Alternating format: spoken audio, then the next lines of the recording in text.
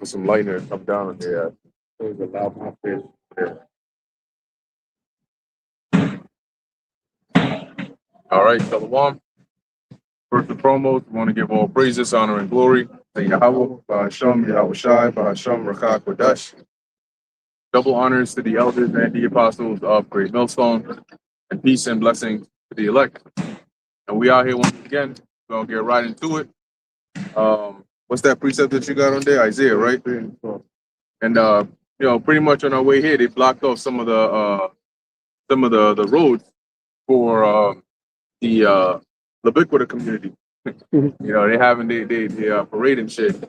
Which is really, when you look at all this, it goes to show the long suffering of the Lord ultimately, because they took the symbol the Lord gave as a covenant of Him and man, that He wouldn't destroy the earth with water again, and then they turned it into something perverse on the left hand side, right? And then they attributed it to a trait that the Lord hates, which is pride. The scriptures say that pride was not made for man. But it's not just a name that they use, they embody that spirit.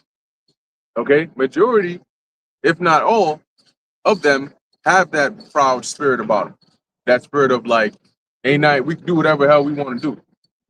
Okay? But that's not the only thing that's wrong with this place. That's why the title is, how is any of this okay? Because they're going on living, and this is why in Luke 17 and 26, it mentions that, right? That they were eating, they were drinking, they were given in marriage and so on, until the day of the Lord comes upon them like a thief in the night.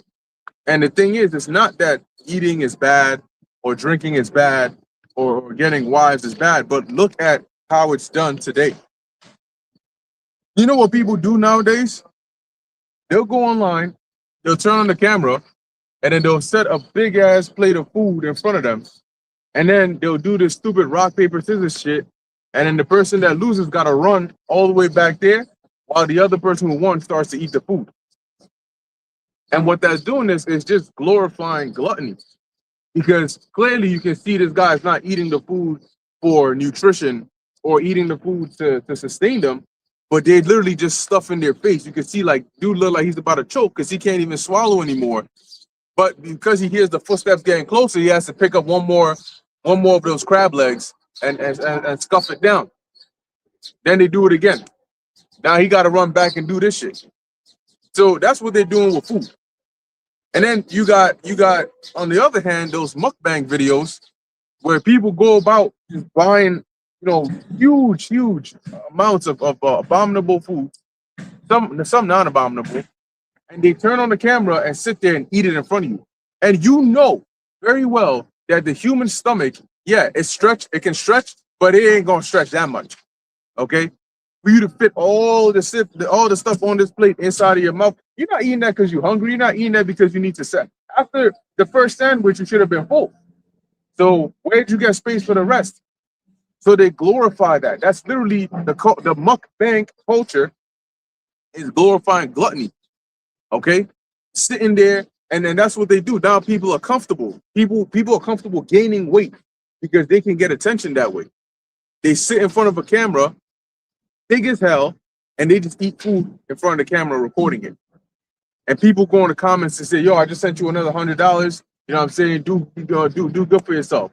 Every day we eat good." That's the shit that they doing on there. And this is why the Lord said that they will be doing these kinds of things until the Yahweh Shai comes back. So it's not that eating is bad, it's how they do it. They take everything the Lord has designed for good and they turn it to wickedness. And Esau promoting that. Right? He creates the avenue and the platform for you to do it. He'll create a avenue and say, look, we're gonna block off everything. You come out here and enjoy sin. As the IUIC, they jumping right there. See, I see that's the mark right there, sin in all its various ways, political and religious and all that. So they'll literally promote it. They'll say, look, this is what you want to do. We'll set police officers to come and protect. But here it is, we teaching the word of the Lord, but they ain't gonna do that for us. They ain't gonna do that for the word of the Lord. They'll do that for the opposite. Think about that. Think about this. How does this make sense? They're a so-called God-fearing country where the president apparently swears in on the Bible, right? all books, swears it on the Bible, and they do the exact opposite of what the scriptures say. And that's what goes on in here. This is why the judgment of the Lord is going to come upon this place. We can't be clearing up about it. You know, people think, oh yeah, you guys just sound so angry all the time and so mean and this and that. But why not? This place is wicked. Ain't nothing to be happy about over here. What can you actually really enjoy over here? You know, what can you actually enjoy? You can't even go to the gym in peace, because you go everywhere you turn. There's some wicked temptations all around this shit. You know, hey, you want a bite of this? No, you know. But that's what they do. And why do they do that? Because when you go to the clothing stores and you go to the section of active wear, the shit they're gonna show you is exactly, they ain't gonna put no loose sweatpants or no. They want the tightest of the tightest, the latest of the latest. Now they got these biker shorts which they had them for a while. They got these biker shorts where the pants are literally made to where even if a chick had no ass, it will make it look like she got an ass, because it lifts up, right? It lifts up the cheeks and then it divides it. You know, like you cutting through a loaf of bread. I'm serious. You know, it lifts it up and divides it, so it forms it, and it looks like it's their natural shape, but it's really not. So that's the deception that Esau uses. But he'll slap that on a chick, you know, semi thick chick, slap that on her and throw her in the gym. You know, because that's the energy that they promote over here. Because what does it lead to? Sin. And the more that Israel stays in sin, the worse it'll be for us. So you brothers got it. Whatever y'all got, bring it out. I was gonna add to you that they call it the second skin. Oh shit! Okay. It has like super tight shit all around her. You basically see her whole body. Right. That's basically what you know what she looks like, pretty much naked, if she has all that tight stuff on. So you're supposed to wear like a flowy type of dress, where you know you can kind of get in, I believe, something to the imagination, has some kind of class about it, you know. But they want to show it, you know, it has to be all out. Yeah, everything has to be on Front Street, you know. You got to see the exact contour of her ass cheek, you know, right, and her thigh and everything. Like what? That's why it makes them less attractive, because it's like, damn, I can't even imagine how you look, because I already see it. Everybody can see it. But what's the point, you know? But that's the society that's been pushed. You know, women wearing pants and women doing all these things to try to be like a man. Those are concrete examples of what we're talking about. Matter of fact, what's that precept that we Isaiah 10, right? It's like a 3. Okay. It's the book of Isaiah chapter 3 and 12, and it reads, "As for my people, children are their oppressors, and women rule over them." Now that's not the exact one I wanted, but it's a good one. We're gonna use it, right? And as it says, focus on that latter part, women rule over them. But how did that happen? That wasn't always the case. When the Lord set the order, he said, even Paul reaffirmed that, right? That you have the Most High, the Yahushai, the man, the woman, and the child. So how is it that women rule over men? The first thing, in order for the serpent, what the serpent did was he took and manipulated the love that man has for a woman, and then capitalized off of it. Oh, you really love this thing? Okay, so I'm gonna take it away from you. And I'm gonna make it in a way where now I'm empowering the woman to know what her true power is. Oh, because he loves me so much, you know, I'm gonna use that against him. But the thing is, that wouldn't have worked on the men in the ancient world. So what did they do? They had to weaken men. They had to look at what is it that men really love about women. And the one of the main things that before you even talk to a chick, right? Because when you talk to a chick, you get to know her. Maybe you develop a stronger bond, right? But before you talk to a chick, you don't know her, and yet you feel attracted to her. Why? Because of her sex appeal or her beauty. These are the non-verbal cues that attract you to a woman. So Esau saw that and said, that's the most powerful thing. Because we ain't even spoken to her, and yet you feel like, oh man, you're thinking about her, you know, for the whole entire week. That one chick you see at the airport on a flight, you know, little layover joint, and you never see her again. That's that shit. Yeah. Now your whole vacation is ruined. Because you out here thinking 2 months straight, damn, maybe the next time I get back on that plane, she ain't gonna be there. She ain't gonna be there. So Esau knows how powerful that is, and he says, you know what? What is it? It's their beauty and their sex appeal. So I'm gonna draw that out. I'm gonna make that what society's all about. And eventually, that's what men they're gonna crave and desire that more. I'm gonna make them addicts, sex addicts. That's what Esau has done. He has made people sex addicts, and then he has made sex the commodity. and then said, okay, look, see, you women have sex appeal, use that to control these men. And that's why a lot of men, they're just like, they can't say no. They can't say no to a woman because they feel like, oh, if I say no, she's gonna get mad and she's gonna leave. Nigga, that's not how it works. Go ahead, Haran. What you got? Hey, that's a beautiful point, and that's why going back, even the apostles always reference how things were back in One West, and how eventually even their school back in Connecticut they had to kick out all the women because women become a distraction, especially when you're doing a godly work. You can't be focused on the lusty part of a woman, right? You can't be lusting over women just like that. You got to have sexual discipline, and that's one thing. Being a disciple, all right, of Yahushua, you have to exercise immense amounts of discipline, right? The Apostle Paul says that what we should modify your members, right? You got to modify your members in the sense of you got to keep your body in a temperate sense. Right? You got to be temperate in all things, right? A righteous man is exhibits temperance in all things. All right. And I got a quick precept here. There's a book of 1 Timothy chapter 2 and verse 9. It says, in like manner also that women adorn themselves in modest apparel, right? With shamefacedness and sobriety, not with broidered hair or gold or pearls or costly array, but which becometh women professing godliness with good works. Okay, so you're not going to see that, all right? A woman who is dressed all crazy, scantily clad, like what you see in the world. You're not going to see that in the truth. Okay, or you shouldn't be seeing that in the truth. I mean, we don't know what goes on with these other groups. We do hear the things that goes on there is because of the things that they're doing that's not according to what has been written. All right, if you want to govern a church, or not govern, the word govern wouldn't be a good word, but if you want to have a church in order, right, you can't have women running around wearing whatever they want to wear, saying whatever the hell they want to say, doing whatever the hell they want to do, because that brings confusion, that brings instability. Okay, and that's just the natural order of things. Women have to be in order in subjection to a man who's in order. Okay, so when you have women dressing like this, like the Apostle Paul said here, through Timothy, he says, in like manner also that women adorn themselves in modest apparel. When you go into that word modest, all right, it says here, having moderate self-regard, okay, restrained by a sense of propriety or humility. And that's something that these women don't know anything about. That's the only way you can learn humility as a woman is if it's taught to you by a man. Because women they don't know humility by nature. All right, especially if you're in America, Babylon the Great, shit, you got people from Muslim faith that come over here and they exhibit the opposite of humility. You'd be like, wait, you grew up in a place where humility was the norm. How come you come over here and now you acting like these women over here? Like, well, what happened? What's the difference? It's because the culture and the spirit here in America, okay, it pushes the spirit of whoredom, harlotry, okay, rebelliousness, folly. So when people come over here, eventually it rubs off on them. They might come off cool and clean and all that, but eventually it rubs off on them. They go to school, they hear certain things like people cursing like it's nothing.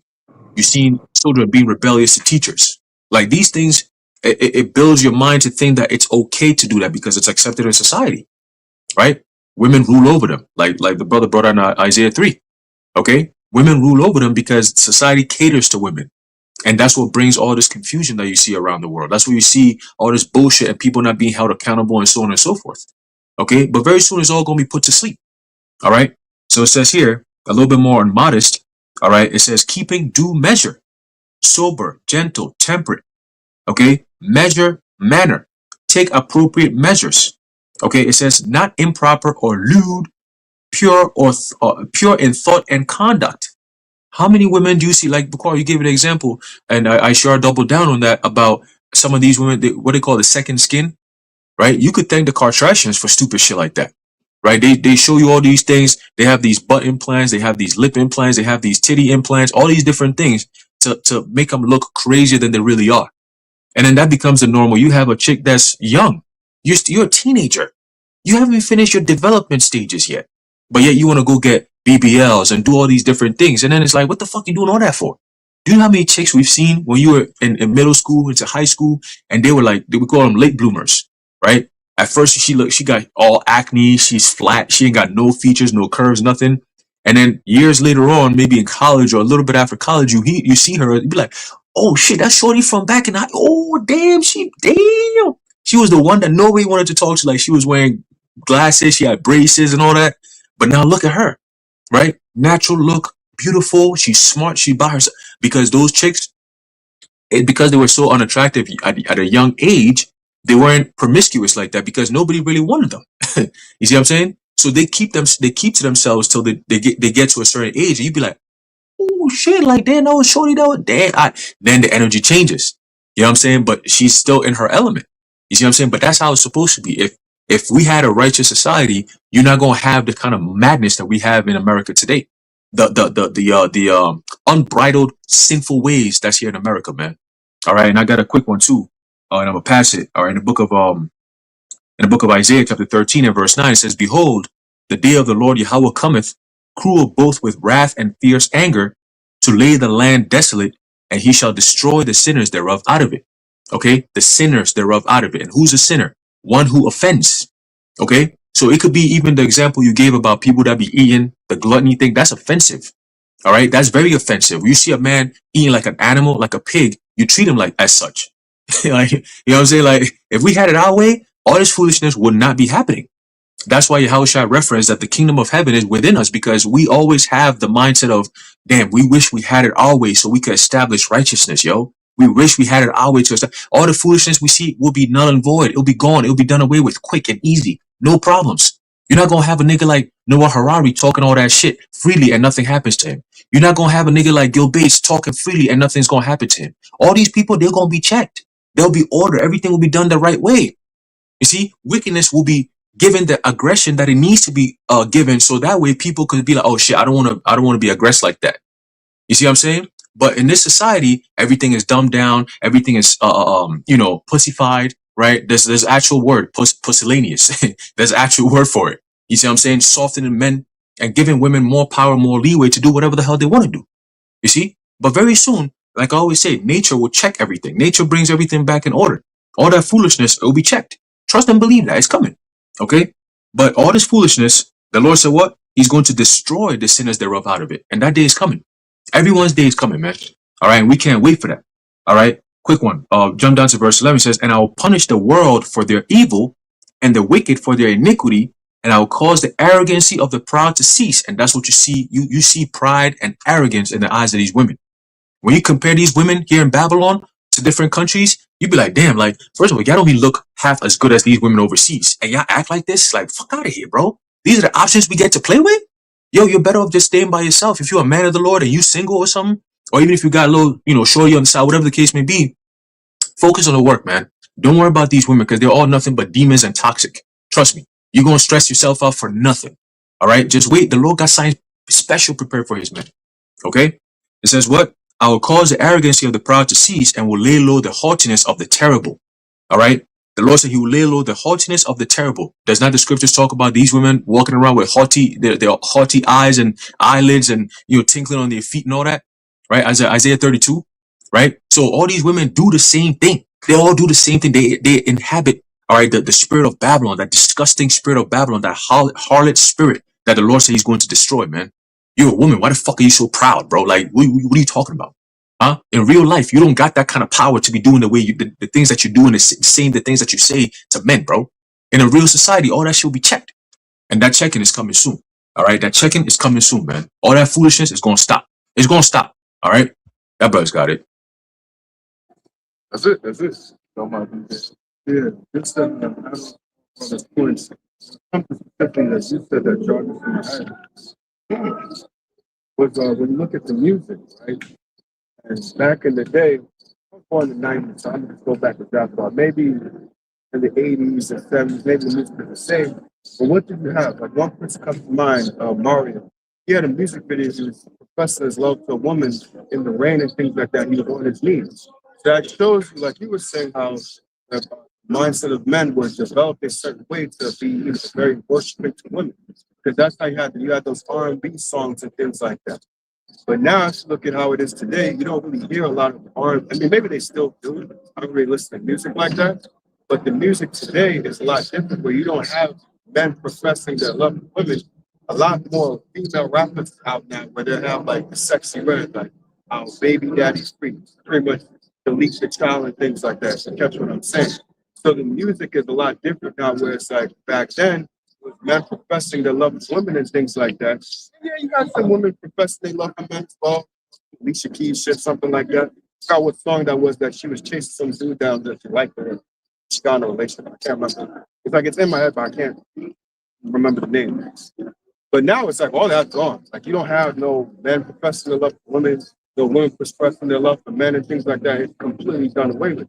So even the music shows you the type of mindset, the type of like they'll say era that we're in when dealing with music.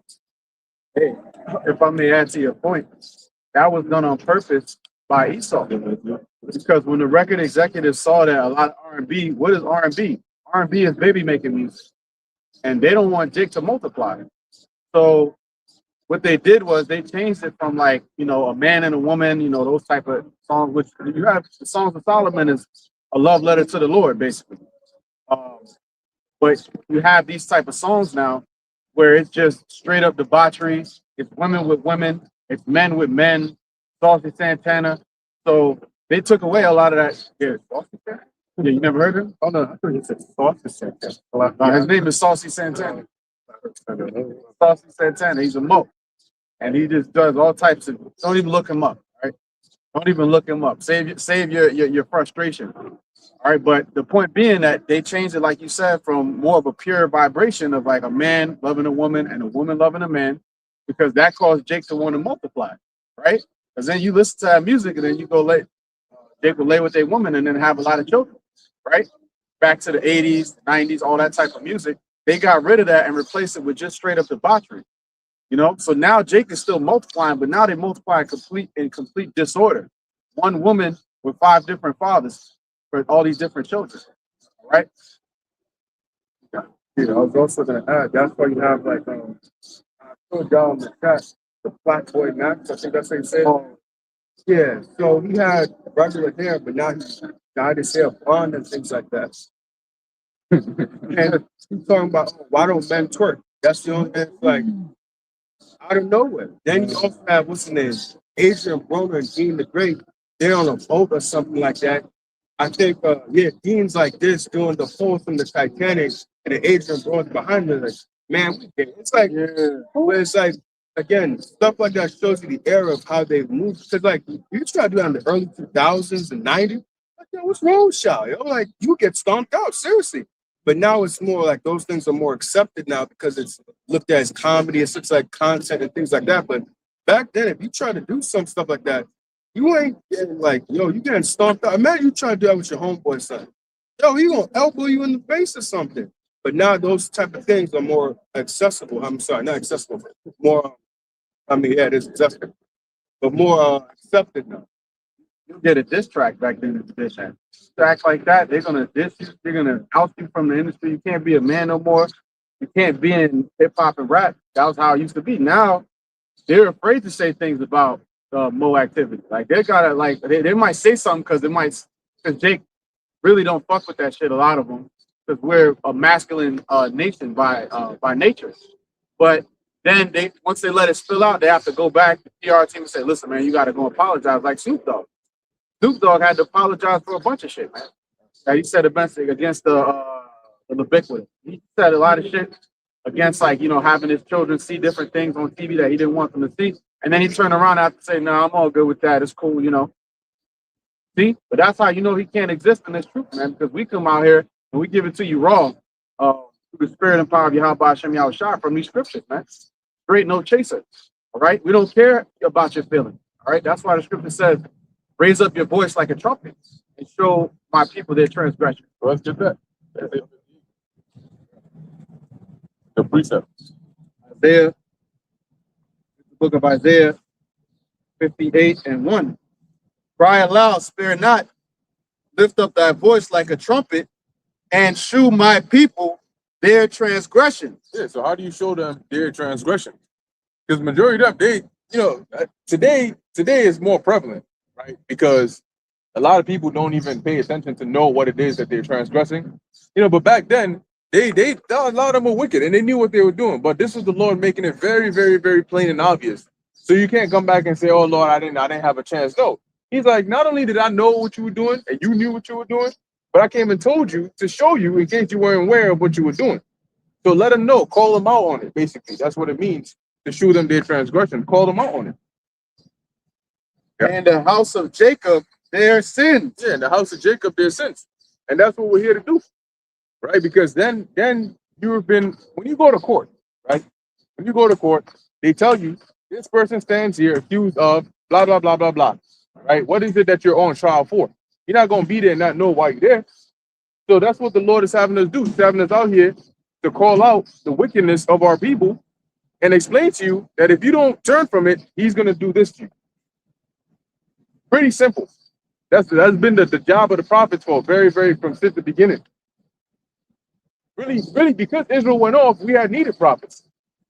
Because most of the time the prophets came, it was to tell you that, look, there's a warning. You know, look, the Lord got a message for you. And 8 times out of 10, it wasn't good. Yeah.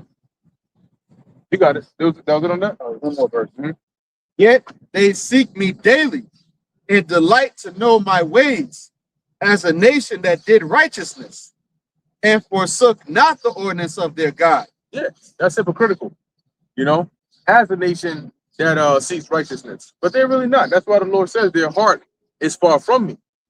You can say whatever you want to say with your mouth, but you know that's what actors do. Literally, when you watch on TV, you watch these actors. They say what's in the script, but that's not really who they are. And that's what everybody is. Everybody's really an actor.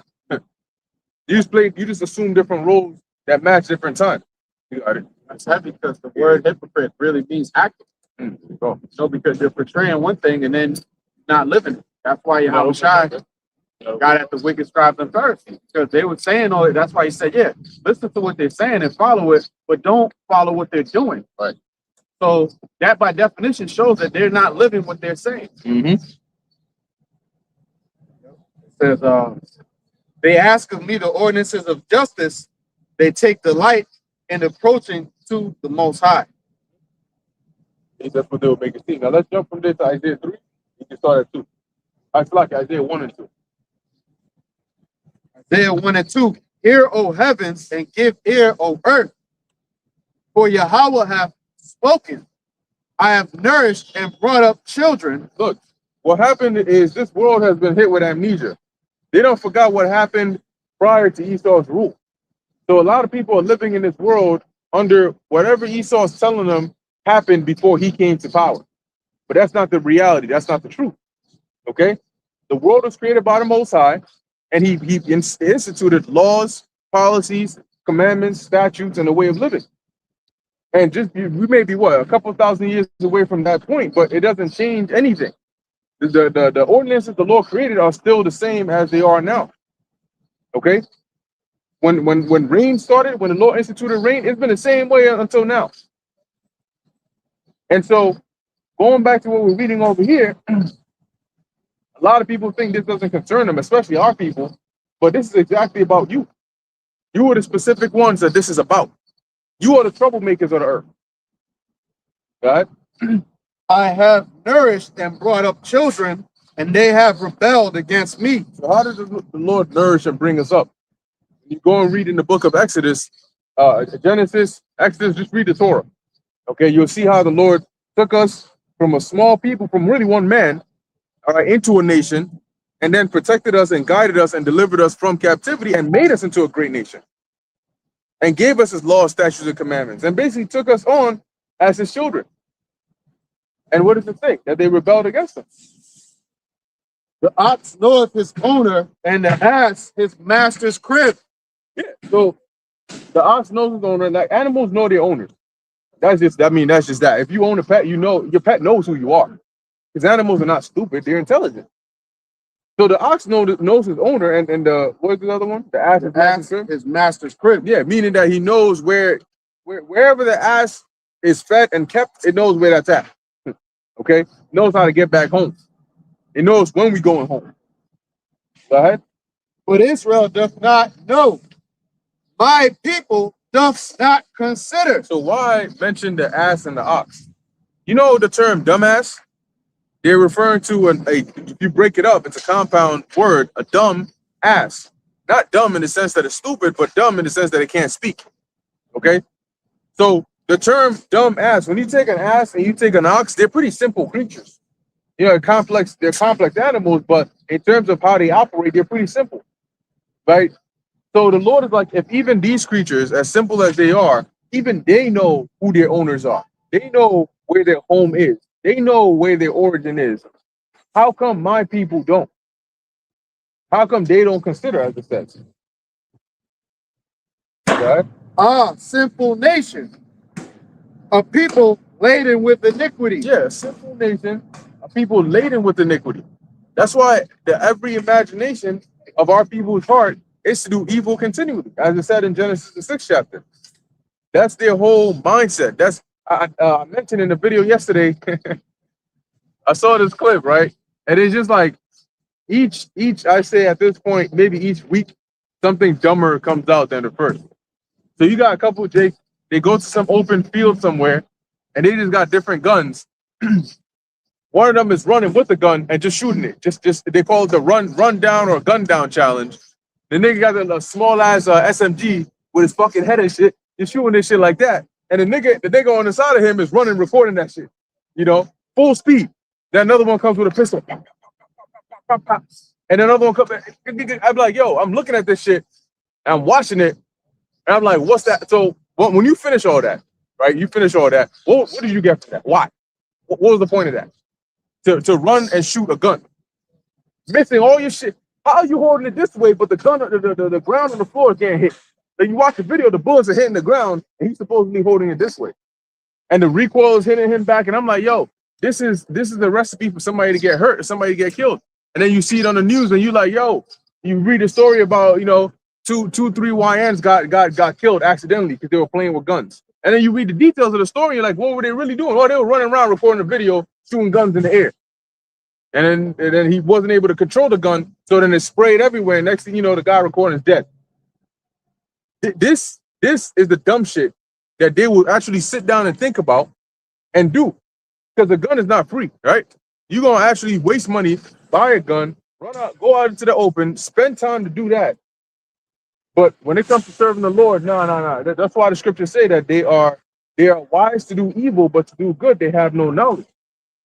Hey, even like you said, they take time to go buy the gun. A lot of these YNs, they get these guns through illegal means. So even that alone is a problem, right? It's not like they could afford to go get a gun. Like nowadays, the government makes it hard to get a gun anyway. So it's like, depending on what state you're in, a lot of these dudes are getting it through illegal means or is being given to them by the CIA and all these different bureaucracies that be in the background, painting a picture like, oh, these niggas is wicked. This is why we need to bring in more laws to stop shit like this and keep your society safe. Meanwhile, you the ones who's setting all this shit up in the first place.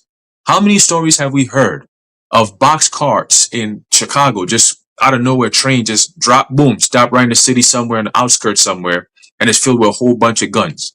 And you'd be like, tell me, how the fuck did this happen? And then, of course, it's right where all these YNs who got demons on them, right? A lot of them, there's this one guy, what's his name? He's a rapper. He's either in jail, in prison, or on trial or something. His name is YN Melly or something like that. They call him, his real name is like something demons. Like that's actually his name. And when you see him, you be like, this type of nigga right here is what the scriptures describe about. These niggas is why the Lord's going to cast a fire upon this place, man. You look at a nigga like that, you be like, yo, this nigga's a demon. How much more when he gets older? Huh? People like that you don't allow in society, anywhere around society, man.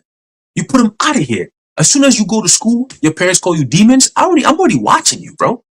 Like the parents, I got a problem with you. Why are you calling your son demons? Don't you understand that names carry vibrations? Fuck is wrong with you niggas, man? You couldn't pick any other name but that? That's not even a name. That's a doorway for demons to actually hop on this thing and look what he looks like, look what he does. Nomen omen. You see? These are a destroyed people. Hosea 4 and 6. All right? These are a destroyed people. Isaiah 1. What we're reading right now. Laden with iniquity. It's built within their system. It's in their DNA. You know, Bill Gates is talking about all this CRISPR technology. You got to catch these niggas, put them somewhere, do these tests on them. These are the niggas you should be doing the experiments on. And if you're going to do that CRISPR DNA shit, find where that wicked gene is at and just clear that shit out. Take that shit out and put COVID in there. Some shit. Do something else. But these niggas cannot be left running around doing all this dumbass shit because that example you just gave right there, there's only one nation of people that do shit like that. That's the only one nation of people. The Moabites ain't doing that. Ammonites ain't doing that. Hamites, they're not even doing that. And you see Hamites do some crazy shit, but they're not even doing that. Okay? These niggas would rather wrestle chimpanzees and baboons and shit. They're not going to be doing the shit that Jake be doing in their communities. Folly. Being said in great dignity, man. And then we talk about it. We're the problem. Who else is going to talk about it if we're not talking about it? We just going to let this shit just rock just every day, just seeing sinful shit every day and not say nothing about it? There's a reason why the scripture says the men that sigh and cry for all the abominations that be done in the midst thereof. Where's that land? Right here in Babylon. All right. I think I sure you want to say something? Got it, bro. No, you go. Yeah, go ahead, Amna. I just want to say, when you were saying how, like, in order to get the gun, you gotta go spend money on it and stuff. So the gun is not free. I was just thinking about, mine was the things that have value, like actual value. It's really, and it's free. Wait, no. Blocker, I forgot. I'll come back. I think I know what you're talking about. And the things that are of value that's free, they don't want it. But they'd rather go out of their way to go after things that's expensive but it's wicked. If that's what you're trying to say. Yeah. Yep. The water. Yep. Hey, that's true. That's true. Yep. So I was gonna add the dude that he mentioned, YNW Melly. His first hit was "Murder on My Mind," and he's on trial for murdering one of his best friends. Right. What do you do with a nigga like that? You know what I'm saying? Like, yo, you just got to start over. Like in the ancient times, yeah, you just, the parents will have to put him to death. That's how it would be, and that's righteous. You gotta put him to death, and yeah, we're gonna start over. I could make another one. You know? Yeah, there was a song that came out, and you know what's also telling about it? It wasn't just the fact that the song was made and how it was made, but also the views because it was a hit, and it was a song, something race, beat the race or some shit by KK or whatever. Apparently, he murdered somebody and was on the run, and the nigga's dumbass was on the run making a music video about being on the run for murdering somebody with guns in his hand and shit. Talking about bitch, I beat the race. Nigga, you do realize that there are people who spent 20 to 30 years of their life in tracking down YNs like your ass, right? So the second that music video went up, they found out where it came from. Where was the IP address? Where was what was the first radio tower it connected to? And they found your ass. And so you beat the race, but you in jail now. Now he came out. He looked older and shit. But you could tell on his face, you're like, yo, bruh, like you came out the womb looking evil. Doctor should have shoved your ass right back up. Said, nah, nigga, keep that nigga pre-made. You gotta cook that nigga some more, man. Because these YNs, they come out the womb wicked. Okay, and you can see those tendencies in them as a kid. They'll do some wicked shit. You know what I'm saying? And look around and shit. You can see it in the little ass kids, man. Like, hey, don't do that. I smack that little bitch ass away. Wait. I tell him I had time real quick, and I got you on run. So 2 points. One quick one. When you go into that, what your previously reading, just mentioned that when you go into that word laden, it needs to be like a burden to carry something. So, like you were saying, since they out the womb, they just being wicked, is because they carry that wickedness with them. But also have some information on the YNW. It says YNW Melly's mother's name is Jamie Demons King. He was raised by his single mother and does not know his biological father. That's some information. I want to know if they named him that, what's his parents' name? His mother has the same name, Demons. Of course. The mother would name him that. They got it, bro. I was gonna add one more point. You mentioned TK, right? And it's fucked up because we live in a world now where cowards are actually dangerous. Right. Because he's really a coward because those YNs, we know how they operate. They're scared to actually squabble up. They're scared to throw hands or fight. So they're like quick to pull the gun, quick to say, well, I'm not fighting. I don't box. I'm gonna box you with these bullets. And in the ancient times, a coward would really not be a dangerous person because you actually had to know warfare. Right. But in Esau's world, a coward can actually be a powerful person, a dangerous person. And that dude, I think he tried to rob some old lady and shot and killed her. What? You are an ultimate fucking idiot. Over whatever she had in her purse. You know what I'm saying? what could it have amounted to? A few $100s at most, 1,000 maybe. And look at the price that you paid with your life. So if that's the type of mentality you have, you're just a complete crash out and you're an asshole, man. That's why we say when we see niggas like that, I'm crossing the street. I'm avoiding you, because again, they're cowards and they're willing to crash out. They're willing to say, listen, I'll throw my whole life away. Fuck it. That's somebody you got to stay far, far away from, man. Right. You gonna say something, huh? Yeah, just a precept to back you up. And it lines up perfectly with what we're bringing out in Isaiah 1. All right, it's the book of 2nd Ezra, chapter 1, and verse 24. It says, "What shall I do unto thee, O Jacob? Thou, Judah, wouldest not obey me. I will turn me to other nations, and unto those will I give my name, that they may keep my statutes." And that's other nations. It's not a loophole for you niggas to come out and say, oh, see, the Lord says he's going to turn to these other. No.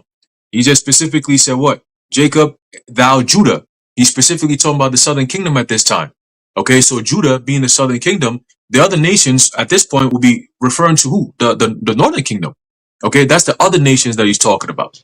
Okay, on the tribes that have been scattered throughout the world. Okay, so when you hear go into another nation, you could use an example as Moab, right? You have Israelites in Moab that look like Moabites, but if we were to go there to teach them, they will probably receive the word way faster and way more cherishable than Jake over here. Why? Because we look like Jake over here. We sound like Jake over here. So it's like, to them, it's like, like the Lord told Ezekiel, if I would have sent you to a different nation, they would have listened to you or repented a long time ago. But these people, they're rebellious as all hell. That's how we know these are the people of the Lord, bro, because of that nature of being so rebellious. You don't get that rebelliousness in any other nation than you do with Jake. That's why Jake makes up the majority of the prisons here in America is all filled with Jakes. Of course, there's fraudulent ways that Esau does to get Jake over there, but Jake be putting themselves in there. For the most part, you see niggas do shit that niggas do. And they end up in shit like that. You be like, yeah, that's what niggas do. Amalek don't do that. Moab don't do that. Ham don't do that. See what I'm saying? Esau don't do that. He does it differently. But Jake just openly, they put themselves to open shame all the time, man. And that's another identity of who the people of God is going to be. Okay? So verse 25, 2nd Ezra 1 and 25 says, "Seeing ye have forsaken me, I will forsake you also." When you got a woman call herself Demons and her son's name is Demons, that's the people who've been forsaken by the Lord. Because who the fuck do you think you are to be in the house of the Lord calling yourself Demons? It don't work like that. What the fuck? Where they do that at? Where they do that at, man? How many Edomites walk around with a name called Demons, bro? Only Jake do shit like that. You call upon, you invite those things upon yourselves, and then you wonder why these things happen to you. Don't you understand that these things carry vibrations? Because niggas don't study. That's why they don't know these things. All right? It says, "Seeing ye have forsaken me, I'll forsake you also. When ye desire me to be gracious unto you, I shall have no mercy upon you." That's also synonymous with Proverbs, the 1st chapter. Okay? Verse 26, "Whensoever ye shall call upon me, I will not hear you." And Jake been calling upon the Lord so many different years and times and different names. It wasn't until the Lord gave us his true name that we called upon his name that things started to happen. But for the most part, niggas is in the Catholic churches and so many different denominations calling upon the Most High, but you're not calling upon his right name. Okay? You got the wrong name and you coming in the wrong spirit. You think the Lord gonna listen to what you got to say? Fuck out of here, man. It says what? It says, "Whensoever ye shall call upon me, I will not hear you. For ye have defiled your hands with blood, and your feet are swift to commit manslaughter." That's the example Shiar just gave. Okay? These niggas is cowards, so they're quick to just pull the gap. Boom, here you go, you out of there. And it's like, wait a minute. You got all these, like, I've seen videos where it goes literally 2 minutes is the difference between life and death. They go from all together, they're all, the hooligans. They all like to be around a certain type of energy. They got the hoodie, black and red, and then they all like gangsters and shit, all outside a bodega somewhere. And the next thing you know, a nigga is dead. You be like, 2 minutes ago, y'all was going back and forth, dapping each other up, pulling, smoking, doing all this extra dumb, wicked, stupid shit that don't amount to nothing but death, right? Partaking in games of death, and then you get the death, and then you wonder and then all the niggas scatter because they're cowards. They do the shit, and then they run off. They don't stand there and face the consequences. They do it, and then they run off. What the fuck is the point of all that, right? What's the point of all that? You gonna spark a fire and then run off? Like, what's up with all that, man? But that's our people for you. Another identity of who God's chosen people are. Yeah, they're still God's chosen people. Yes. After all this wickedness. But guess what? There's a caveat. The Lord ain't accepting them because of who they are. The Lord is accepting the ones he's chosen. Okay? Because the whole nation, nah, I'm not, nah. He's not dealing with the whole nation. That's the message that these other camps is not getting. IUIC, ISUPK, the Lord is not looking for the whole entire nation. And yes, the 2/3 going to be destroyed. All right? Contrary to what this nigga, Muhammad is talking about over there, that wicked ass nigga, talking about, oh, the Lord going to save the 2/3 and these other camps is going off. Bruh, are you at your mind? Are you out your monkey ass mind, bro? Niggas is doing shit that's worse now than what they were doing back 2,000 years ago that caused them to be cursed by the Lord. What are you niggas talking about? You're definitely not in tune with the spirit and power of Yahweh Bashim Yahushua. That's clear. Okay? That's clear. All right? Verse 27, I'm gonna pass it. It says, ye have not as it were forsaken me, but your own selves, saith the Lord. Okay? You forsaking your own selves, man. So when the time comes when the Lord starts doing his roll call, when them death angels is going out looking for wicked ass niggas on their hit list, they're not gonna miss. Okay? They're not gonna miss. All like you niggas that be shooting in the heavens and the skies and the oceans and all that, when you shooting a shot, guess what? The angel's not gonna miss. Okay? The angel's not gonna, trust me, they are not going to miss. All right? And I'm talking about miss in the sense of like, you might have somebody who's righteous on one side and a wicked nigga right next to him. And the bullet gonna catch that wicked nigga right there within an inch to spare. They're not gonna miss. Okay?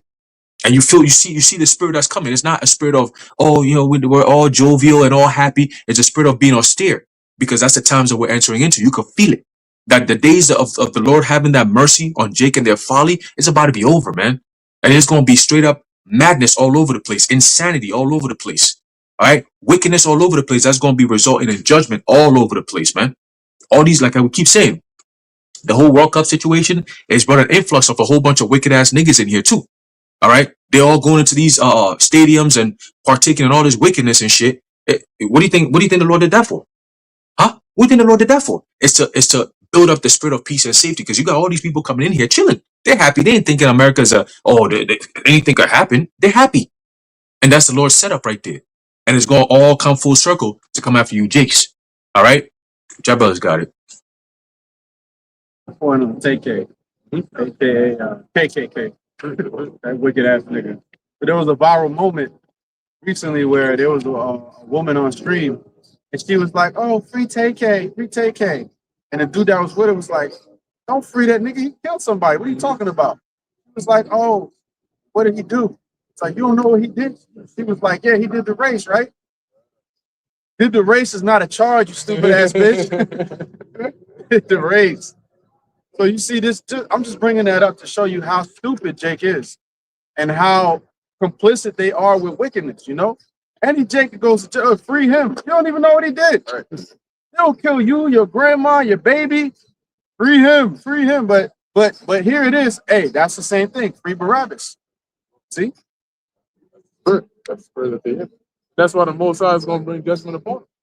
Because these people are void of any sense of righteousness. They only get darker and darker and darker. It says that in Isaiah 60, gross darkness to people. So a lot of these people that you come across, they have a very dark mind. And they some of them look like they're normal, but they're really not. The shit that they're into, the shit that they hide, the things that are in their browser's cache, you got to watch out for these kind of people, man. Because once you start to get to know them, you're like, yo, this guy low-key weird, but not in a good way. You're not like the weird, like, oh, you were introvert, and then your extroverted side comes out, and you just you make funny faces and shit. No. These people on some like weird energy, and they just hide it really well. So you got to be really careful around who you with, because sometimes the Lord is like, look, I'm about to bring judgment on this group right here, and you find yourself amongst them. Now you may not suffer the same judgment as them, but your peace of mind is messed up. Because you were in that area. What business did you have over there with them? If you know what they're about. So you got to, especially now in these times, we got to be very, very, very alert and very, very calculated and intentional. You have to be intentional with everything you do. Don't just get up and do things just because I just want to do things. You don't have time. We don't have enough time for that. And the one thing that you miscalculate could be the one thing that actually gets you. So you always got to be intentional. What are you doing? Why are you doing it? When are you doing it? Like, make sure you're on top of what you're doing. Get it done. Okay, that's it. It's now some, I came here to do this. I'm done with it, so now I'm just standing around and waste some time. No. Now is not the time for that. Okay, we're not living in a time of that. Ecclesiastes, the 3rd chapter. This isn't a time of peace. This isn't a time of love. This isn't a time of embracing. So you got to be very, very cautious. Get that? What we got over there? This is the book of 2nd Ezra, chapter 15 and 24. Yeah, all this wickedness is gonna be punished. This Diddy James behavior and shit. The Lord's coming to punish all that. They got Diddy James activities going on down there, and the Lord's gonna punish that too. You know, and when you see the when you see the judgment, you might wonder, like, damn, like how bad is it that you? But you gotta understand, the judgment the Lord is bringing now isn't just for the sins of this time. It's for all the things that he's been long suffering about. That he's like, okay, all right, see this guy right here, you gonna be saved for the time of Jacob's trouble, and the shit that you gonna have to go through, it's gonna be like everybody has their own horror movie. Like when you watch some of the scariest horror movies, and you're like, yo, this character went through a lot. It's gonna be like that, but for each individual one. It started off here. The second Jacob's trouble fully commences, because the Lord might have it at different times for different people. You know, and then the first person is when the movie begins for them. They were driving to work. That's it. They were driving to work. Next thing you know, they got hit. Car somersaulted 3 lanes over to the right, broke the handles on the right and fell into the Hudson River. What the fuck? Now this guy's going down to the bottom of the ocean. The seatbelt is not unlocking. And now you're just drowning slowly. And you're thinking that you should be dead in about 2 minutes, but you're still alive. What the hell is going on here? Found out you were drowning for like 10 minutes straight. You know, then the next one goes in there for a sex change, and then they put him under. Come to find out the anesthesia ain't really kicking in, so now you just paralyzed, feeling pain, and they just cutting your shit. That's the Lord might do that to some people. You a dude trying to cross the barrier, you know, to the side where you ain't supposed to be. Talk about girding up your loins to another meaning, and you gonna go over there. They're going to put you under the knife, as they say. But you're going to feel every bit of it. That's a real thing. There's actually a case like that where somebody went and suing the hospital wasn't enough, clearly, because they underwent surgery, but the anesthesia wasn't enough. So they basically were like awake, but they were paralyzed. And they just had to endure the whole, because surgery is hours. Them surgeons being there for hours. This surgeon playing music and shit, because, you know, he used to the shit. And you're at the table getting your shit cut. Just feeling all the pain, not even being able to move. That's torture, man. That's hell. But he can't do none of that. You just there. So they don't know that you awake. You just awake and you just feeling the shit. And he get cut. No, because you're paralyzed. You can't do anything. You just conscious. No sound. Nah. But you conscious of what's going on. And you feeling the pain and all that shit. Yeah. This nigga in there. And then the fucking surgeon like, give me what's that, scalpel? Scalpel, they get, because you know that knife, they spray the little there's a certain liquid they spray over the area, and then they start to cut. And they cut real slow and delicate too. They cut, they start going, yo, that shit is, watching a surgery is you gotta have a strong stomach for that. Now imagine you feeling this shit, they cut into your 5th rib, damn. That's how Massa must have felt when Joab stabbed his ass. So the Lord might do that to you. Except your dumb ass going for a sex change operation, so the cuts ain't gonna be in your chest. It's gonna be in the sensitive areas. Cutting and splitting and all that shit. Next time you're gonna think twice about trying that shit. So that's the thing, right? People don't think about these things because it's like, yo, that's mad obscure. Like that's mad like extreme to even think about it. But the Lord knows what is the most extreme and most painful things to do to you. Look, it doesn't matter who you are. Pain is pain. Okay, pain is pain, and everybody got a price. Look at Antiochus before he went through what he went through. It literally said in second Maccabees, the 9th chapter, this man who before was so proud he thought he could command the waves of the ocean. That's how proud this guy was, thinking ain't nothing could stop me. He thought he was a god, and now he's out here crying, begging the Lord, talking about he gonna convert to be a Jew. Wait. The same Jews you said you were going to make a dunghill out of their dwelling place. So that's how influential pain can be. And the Lord is the master of pain. He knows exactly what to do, where to pull what string. Is it emotional pain? Is it physical pain? Is it a combination of both? Whatever it is, the Lord knows how to get you. Sometimes you get pain through fear alone. Scare the shit out of you so bad that you want to cry, you want to die, and you can't. Right? I had a good point. I see why you said that everyone will have, the Lord will have it to where everyone has their own movie, because, you know, in some horror movies, there's some characters that they're just there and they're safe the entire time. Right. But if everybody went through some main character shit, then that would actually help them to learn and understand the shit they did was completely off, and next time they'll do better when they come back in the kingdom. Right. And you're gonna go sequence after sequence. Because the thing about those horror movies is when you really look at it, it could have ended in just, you know, like you watch Final Destination and they're gonna go through this and that and this and that and this and that all the way until the end. And the Lord will do that. Here's the thing, right? You're gonna be in a bad situation thinking that you escaped it because the Lord was with you, not knowing that He was just preserving you for the next one. You know, so now you made it to level 2, which is worse than level 1. You're gonna go for 3 days without food or water, and just before you die, the Lord bring you some food, just enough to keep you alive for the next round. And this is the shit you going through for months, weeks, however long the Lord got you in it. Hey, don't mess with the Lord, man. And you had that example of that woman that she murdered her own child, her baby, stabbed it. I think she stabbed the child's father, did some bug out shit, and she got off because she pled by reason of insanity. And they interviewed her afterwards, and she said, "God is good." So somebody like that, the delusion of thinking that the Lord is with you, knowing what you've done, no humility. God is good, you know, and this is why that hammer has to be brought down, because you people don't understand the Lord. The Lord is good, He's great, but He's also very terrible and fearful, you know, and y'all only want to focus on the good aspect, knowing that you're a wicked ass demon. You got no business talking about the good side. You got to be worried about the bad side of the Lord. Yeah. There's something else I was because you know sometimes we think about external judgments. You know, you driving somewhere, somebody, you know, hit you in the side of the head with a baseball bat and shit. Now half your face is caved in. Like, we think of external things. But in the TV show House of David, they showed you in like a bit more detail with Saul. Yeah. You should have watched it by now. The shit he was going through, right? When the Lord put that evil spirit upon him.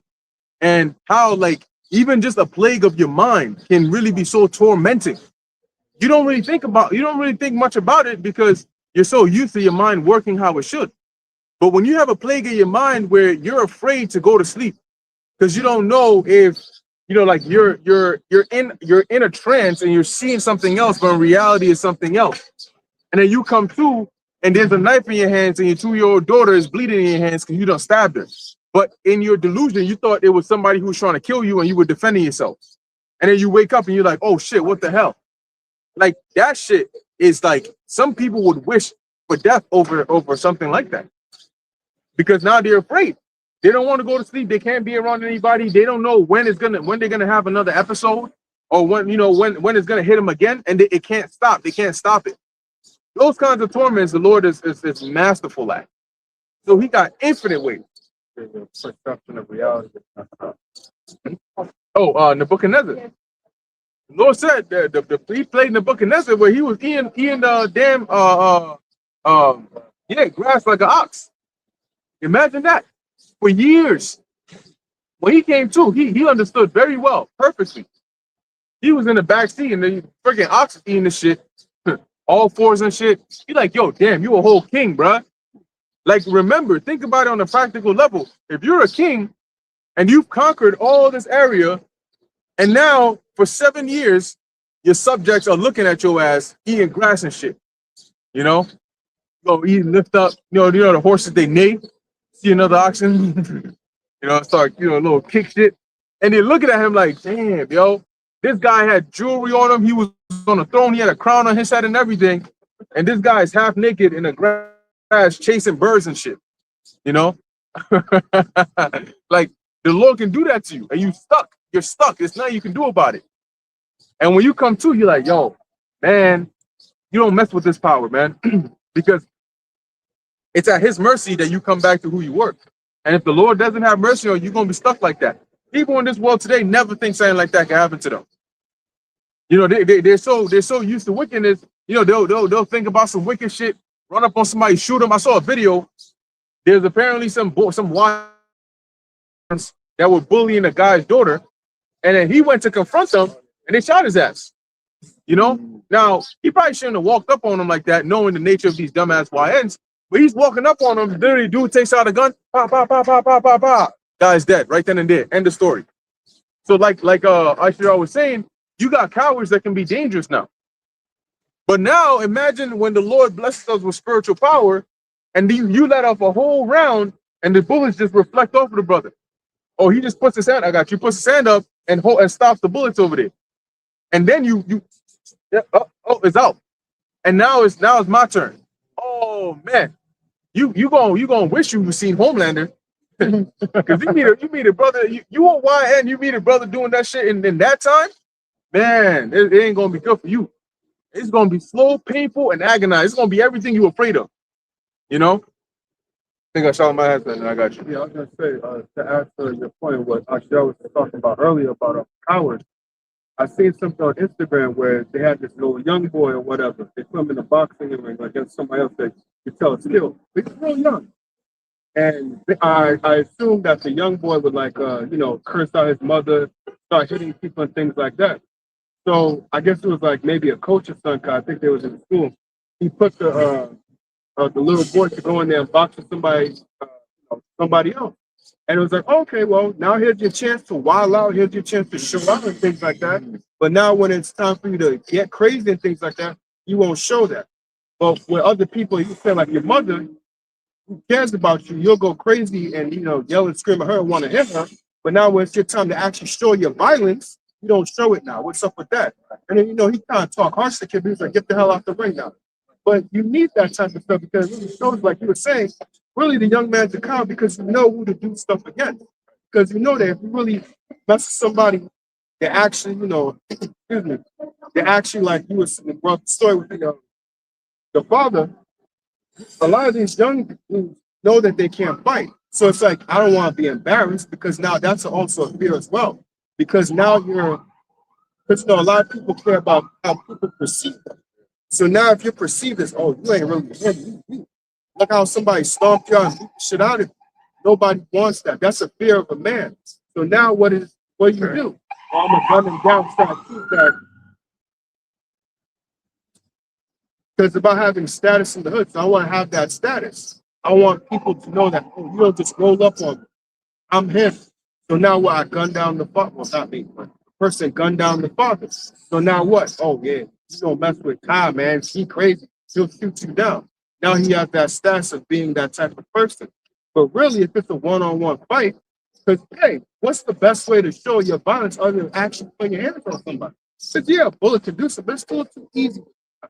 You really put your hands on somebody, then you can really show your violence. But no, it goes back to that story I just said with the little boy. Because like, yo, you have a chance now to really show how violent you are because you seem to want to lash out at people. Now is your chance because somebody else is really hitting you.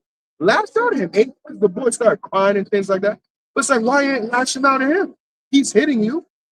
Beat him up now. But it really shows you, like, I'm sure I was saying that a lot of these YNs are really cowards. When they actually put in an actual predicament, they don't really know how to do anything. I've heard them say before, they don't want to fight. They're going to shoot. They'll admit it. They'll come out front and say, listen, I don't want to fight. I know I'm going to lose. Because they're frail. Look at them. Their diet is blunts and fucking Diet Coke or whatever they drink. 40 ounces and blunts and hookah. Especially in the BX. Niggas super frail, bro. Don't take care of themselves. One leg kick, a couple takedown, that dude is done. He's a goner. But he to protect his manhood. Well, nah, I'm that kind of man. I'm gonna have my tool on me, and that's how I'm gonna handle my shit. No, if you was a real man, you'll handle your business, not throw your life away, and you'll be able to go home, and the other person goes home, win, lose, or draw. And if you lose a fight, so what? You get to you become better from it, But they're so afraid just to take that L, man. And that's the thing that the Lord has plagued them with, that plague of the heart, and that, like you said, that's the worst plague you could deal with. Give me any plague but the plague of the heart, and give me any wickedness but the wickedness of a woman. Because the plague of the heart, like you said, like if it's an external thing, you could run away and escape.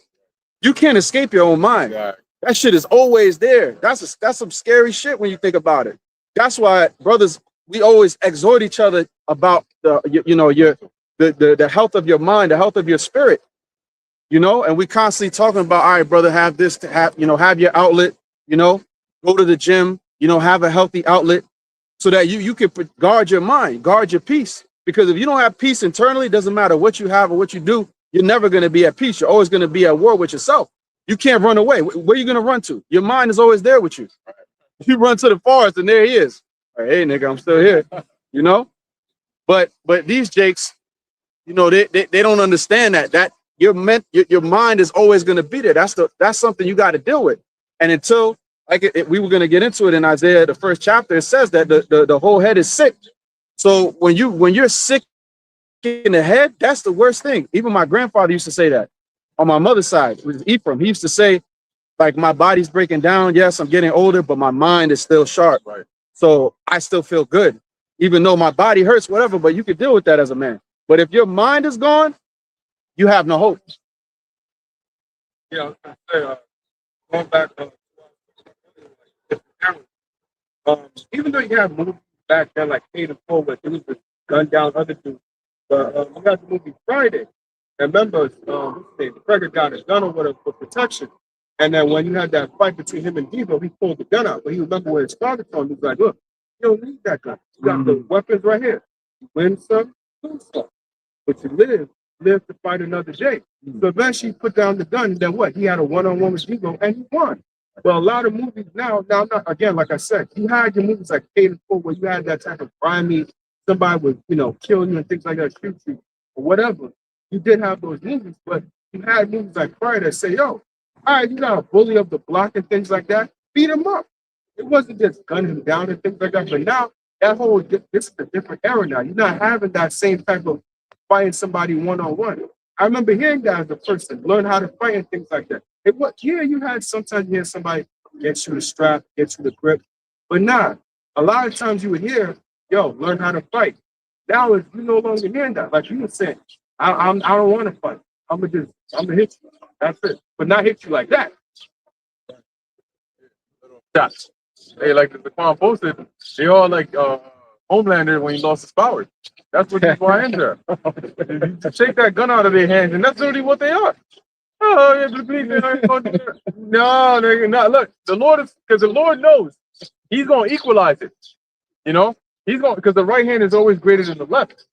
So if you are here walking around with weapons, then the Lord pulled out the hammer. You pulling out hammers and shit. Lord's gonna have us pulling out energy beams, energy blasts, laser vision and shit. And we ain't gonna laser your head. That's too quick. Oh, cut the toes off first. Big toe, little toe, right in the chin. Couple holes in there. And take it easy with your ass. Go and watch the movie Law Abiding Citizen. You gonna understand what pain is. He did to them crooks over there. So the Lord is gonna make it to where your advantage that you thought you had, which is carnal, is carnal. Look, first off, if you were to go gun to gun with Esau, he could take your ass out without even having a gun. They're trained, men of war, that is. But if you were to go gun to gun with Esau, you would lose terribly. You don't have the ammunition and you don't have the military grade weapons that he has, and he's gonna lose against the Lord and what the Lord got in store. So how much less you ninjas? Just leave the pinky toe. And just flick a nigga. I was gonna say real quick, like even when you watch how Jake closed it out, they be like mad slow, and they be like, but Esau, they're trained to be quick and just, oh yeah. Yeah. But just to add what you're saying, Jake is not trained for that type of warfare. Your actual, for lack of a better word, benefit is being spiritual, it's not trying to be carnal. Never to, yes, we have carnal moments, obviously fighting warfare. Yes, even in that, it's spiritual. But you trust in the Lord. Look at the book of Maccabees, the Judas and the men. He always kept it spiritual. Yeah, we're doing something carnal, but keeps the spiritual aspect of it at the forefront. That what? Yeah, we're out here fighting these men, but who is behind us giving the strength to fight? He didn't have a lot of men. They tell you the numbers of the other armies. They would fight like over 1,000, 10,000. But here it is, we have So such that's a it. few amount of people. How are we gonna fight with so few against so many? Well, we go into the history, like look at what the Lord did for these men. So if the Lord helped them out and they didn't have much, what makes you think he's not gonna come through and help us out now? But Jake doesn't rely on that. They rely trying to follow after Esau and think that the carnality is gonna help you. But eventually you gotta think about it. There's but so many bullets that you have in that gun. All right. There's but so many, and then again, y'all don't even aim right, you don't shoot right. So then it's like, what are you gonna do? They didn't do that side shit. Right. You That's know? how you're supposed to hold it, because I mean it's fuck it, but I actually did, like one time I was playing with the game and I actually told him to eat it, my he's actually breaking it down to me. You're actually supposed to hold the weapon a certain way because you know it has, like in Call of Duty, you haven't played. Why do you think there's something called recoil? And why do you think you have to put like certain attachments so that way what? Because the gun has a recoil that when you shoot it, it goes up. So that's why you have certain attachments to it, help the recoil go down. And obviously you use the thumb to make the on the thumbstick to hold it down. So that way what? A little bit more straight. But if you going like this, like how are you thinking down on top of it? Remember, it's things like this. That's why you're supposed to hold it a certain way. Why do you think police officers don't shoot like that? Right. Idiot? Right. When you see, because they'll see it in movies or videos where somebody's they're aiming with a pistol and then they might turn it to the side and then still hit their target. But those are people that are skilled and they know why they tilted the gun slightly because maybe it helps them hit a certain angle. They know why they did that. Right. And you can see the way that you did it. Obviously, you still protect yourself because again, what? Right. That knockback. So what? You're still doing that position, that pose, as opposed to just like this. So mess up your shoulder. I remember I seen a video of that, like a woman, she didn't correctly have it on her shoulder, and she just almost wants to destroy her shoulder because you're supposed to hold it a certain way. Why do you think you see cops? You know, I can't do it, but they hold it with two hands. They don't hold it with one hand. Nobody's supposed to do that. Now, I'm not an expert on these things, but if you just analyze and watch, obviously you're not supposed to hold it that way. But you'll see it in movies thinking that's cool, not realizing it's a fucking movie, jackass. It's not real. They'll be holding out the Uzi. Them weapons that shoot hella fast as well. Because you know, I know about like the Tommy gun, the Uzi. I remember that from like Bob and the Death of Zombie. Them things shoot hella fast. You think you're about to like this and just your hands gonna be good? I don't know. Your hands gonna come off. Right. Yeah, because when you're I got you. When your arm is bent, it's harder for it to just like jerk backwards, right? Your arm is stronger when it's bent, you know. So that's why they bend it a little bit because you know you don't keep it too tense, but tense enough to where you can reduce that recoil. Like you said, they first off, you got people that brag about going to the gun range. They go to the gun range, and all they've been doing there for the past month is getting gun butted by the damn gun. Had a chick, yeah, there was a video I saw. I mentioned it to brothers where the chick is there, the shit is live, safety is off. And the guy's like, no, you gotta, he's like, you gotta put the safety on. He's like, you gotta put the safety on. This bitch like, her man is right there. She gonna turn the gun this way. Oh, I gotta put the safety. Whoa. He grabbed that shit. Literally, half a second after he moved the gun, boom, it fired off. So if he hadn't grabbed it quick, yeah, he probably banned her for life. Look, you can come, but you gotta stay home. And don't bring her here no more, all right? Hey, God, I just want to bring out a quick precept here, all right? Because ultimately, we say all these things because, and I was talking about Eve about this earlier too, about how the world hasn't seen or dealt with prophets before, right? As in this current stage, this current age, they haven't dealt with real life prophets of Yahweh Ba'ashem Yahweh Shai. They get to read about it, but they don't understand that. So what they're witnessing now to them is something that's it's weird to them. It's like, who are these men? This is not the days of old. And this goes to show you how far humanity is removed from any form of godliness or fear of the Heavenly Father. Because all the ancient civilizations, even the ancient kings, when they knew, or at the time when they realized that, there are certain men amongst us that they communicate with the Heavenly Father, like there's a different type of spirit that they have, they reverence those men. At least to a degree. Of course, because, you have our people, even Yahushua, they disrespected the hell out of him, right? But to a degree, all these ancient kings, the people, and so on and so forth, they acknowledge the fact that, there's a prophet among us. That's why you have precepts in Ezekiel 33 and 33, right? I'm gonna get that real quick. All right, telling you that of course the prophets are gonna be on the scene. They're gonna be witnessed, but nobody's gonna listen to them except for the elect. All right, and at the end, right here, this is the book of Ezekiel, chapter 33 and verse 33 says, "And when this cometh to pass, lo, it will come, then shall they know that a prophet had been among them." Because they see the prophets, but they don't know them to be prophets. They see us and they just look at us as just men that are just doing things on their own. But you don't connect the dots and say men don't do things on their own and say these kinds of things on their own just because they're just men just doing it. Nah, this comes from somewhere else. Everyone who knows us personally in our personal lives, they know we've changed. We're not the same men that they knew back then, right? Once the Lord introduced himself to us and we got to be called into this faith, we became different men, all right, compared to the men that we were back before the Lord called us, right? So even those who are close to us, they know, yo, there's something different about y'all men. Like I reverence what y'all say because you guys, the way you move, you don't move in a worldly way, right? You make me caution the way I think and how I move because whenever I'm around you, I know how you move, I know how you think, I know how you speak, right? I know the kind of man or men you guys are. So if I'm gonna be around you, I'm gonna make sure that I'm on my P's and Q's because you're gonna call me out. You see, I have a friend in the world. He doesn't talk to me as much anymore because he realized the spirit has changed. Over the past year, he's realized a more serious, austere spirit. And he's like, yo, man, Dan, like, if I call this guy, like, I'm going to say everything I need to say, but he's going to find a way to criticize what I did wrong, right? And I can't say nothing back because shit, I know what I did wrong, but he's saying the things that most people wouldn't say. That's the prophets right there, right? That's why John the Baptist was put to death because he was saying things that everybody else wasn't willing to say. Okay, why do you think Mordecai, Haman was trying to put Mordecai to death? He was doing and saying things that most people wouldn't like to do or say. It's not comfortable. Same state that we're in right now. We say the things that happens in society that most people are afraid to talk about. Okay, the elites, who's Esau, Edom, what's going to happen, the judgment that's coming, all the things that we teach about that's demonized is the truth.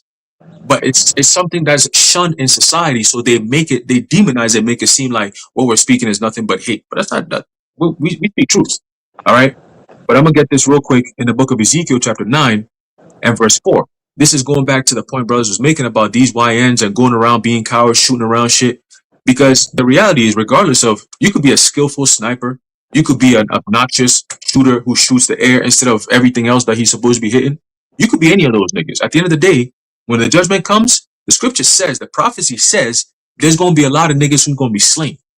All right? That's what we're here to tell you. Prophecy states there's going to be a time, which that time is about to hit very soon, where a lot of you niggas going to be slain. Your mind is not preparing for what the reality is going to be. Your mind is preparing for the shit that you think is going to be like how society is today. Nigga, when you start seeing robot fucking army dogs, robots, drones coming down from a freaking one drone, and then you see mad drones pop out of it, you be like, oh shit, what the fuck? And they coming after you, they lock targets on you, and they sound like a freaking humming bee coming at you, and you know you ain't got nowhere to fight, nowhere to run, nowhere to hide. Like what they show you in the show Black Mirror. Remember that episode where they went into this warehouse and then the fucking robot turned to this demon that was chasing after them and shit? That's how things are going to be. And if you don't have spiritual power, we're giving you the clearest depiction of the future as possible.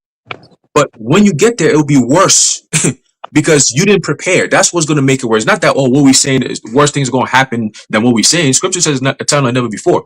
But what makes it worse for you is you're not prepared and you didn't listen all the way through to find out what is the steps I need to take to be prepared. You niggas didn't do that. You shunned the words of righteousness, the ways of life, and you embrace death. What the fuck you think is going to happen to you? Right? So Ezekiel 9 and verse 4 says, and the Lord Yahweh said unto him, go through the midst of the city, through the midst of Jerusalem, and set a mark upon the foreheads of the men that sigh and that cry for all the abominations that be done in the midst thereof. And those men are talking about who? The prophets. Because the prophets heard, right? They heard the word of the Lord and they were grieved. So they went out there and they proclaimed the words of the Lord. They said, oh Lord, slack it. We didn't know. Well, now that we know, we're going to do something about it. You know, to show that we're repentful and remorseful, repenting and remorseful for what we've done, right? As a nation, we're going to take the brunt of it. And look at the sacrifice Yahushua did. Like, damn, Lord, it wouldn't be right of me to sit on my ass and knowing that all these things that's going on, and you giving us a chance to call these things out before you bring that judgment. It wouldn't be right for me to say, oh shit, I know what the Lord is going to do. I'm prepared. What about my brothers and sisters who may not have heard this? Right? Are we not talking about building a nation? Are we not preparing for the return of our Lord? When has the Lord ever dealt with one person out of all the whole entire nation besides, Moses and the heads and so on and so forth? At the end, it was all about, I'm going to start with one person and I'm going to bring in the fold, right? It's always been like that. I'm going to start with one person or a few and bring in the fold. So it's the same thing. When the few were initiated, which it starts with the prophets, okay, the apostles and so on and so forth. Once they were initiated, they didn't say, oh, okay, we got the truth. The Lord called us. Now we good. No, they went out there and taught. Right? Because they were beckoning onto those who are of the elect who are still not woken up yet. Same thing we're doing. But the rest, we ain't worried about you because the Lord has a target on you to destroy you. Fuck you think we're gonna do? Stand in the way of the Lord and say, Lord, please come on, Lord, let them be. No. Nigga called demons, he gotta go. Right? And niggas like him. Okay? Verse 5, it says, and to the others he said in mine hearing. So there's a separation there. Right? There's always been a separation. That's what brings the balance. The Lord ain't looking for everyone. Okay. So to the others, right? It says, and to the others, he said in my hearing, go ye after him. So after the angel that goes in and puts that mark of exemption from judgment upon those select men and their families, the next angel that follows right after, this is his command. It says, go ye after him through the city and smite.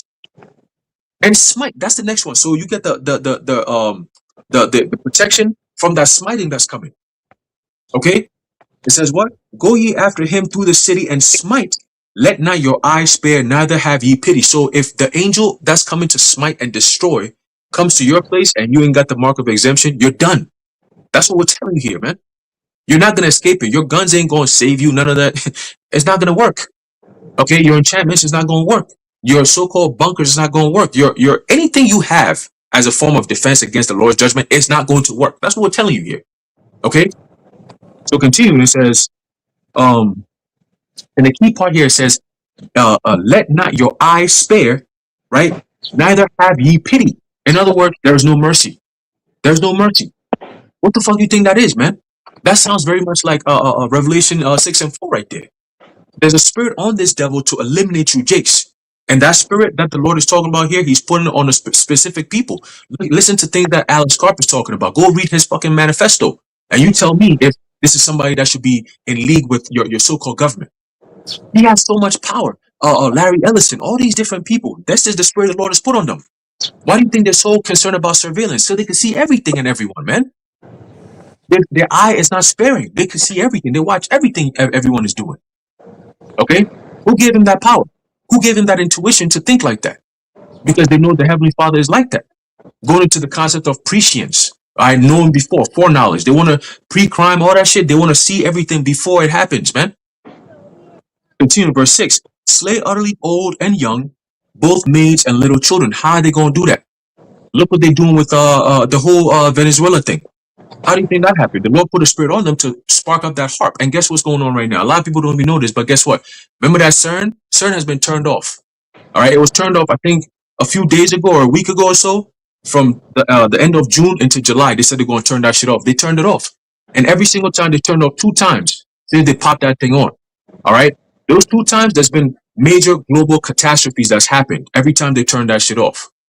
And they said they're going to keep this shit turned off all the way till 2030. What's going on with that? See, a lot of people don't pay attention to the actual things that makes things move on this earth, man. The movements and the shakers that you should be paying attention to, you're being distracted by sports. And CERN is turned off in the same month that America is about to enter into her so-called 250th year. What are we talking about, man? All right? There's another article, Lord willing, I'm going to get into, and it goes into a book that I got back in 2020. It's called The Fourth Turning. And they say in 2026, that book predicts certain things that's going to happen in 2026. It has a big-ass question mark on there, man. So I'm going to explore into that and then, Lord willing, bring it out. All right?